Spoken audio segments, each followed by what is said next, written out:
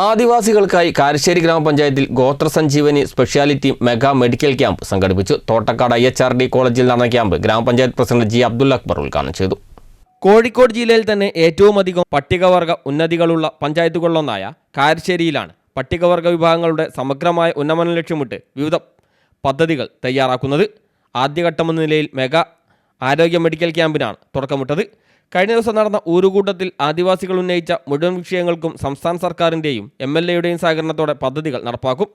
കാരശ്ശേരി ഗ്രാമപഞ്ചായത്തിൻ്റെയും കുടുംബാരോഗ്യ കേന്ദ്രത്തിൻ്റെയും സംയുക്ത ആഭിമുഖ്യത്തിൽ KMCT മെഡിക്കൽ കോളേജിൻ്റെ സഹകരണത്തോടെ സംഘടിപ്പിച്ച സ്പെഷ്യാലിറ്റി മെഡിക്കൽ ക്യാമ്പിൽ 200-ലധികം പേരാണ് പങ്കെടുത്തത്.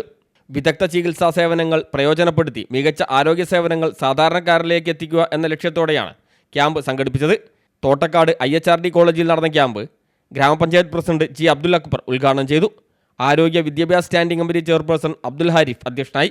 ഗ്രാമപഞ്ചായത്ത് vice president M. Divya, standing committee അധ്യക്ഷരായ സവാദ് ഇബ്രാഹിം, ജിപ്സ ജോബിൻ, പഞ്ചായത്ത് അംഗങ്ങളായ മിനി കണ്ണങ്കര, സുബീന, സുനില കണ്ണങ്കര, KC മുബഷീർ തുടങ്ങിയവരും doctor Manoj, doctor Reja, Jijila, health inspector Joseph, Sukumaran തുടങ്ങിയവരും സംസാരിച്ചു.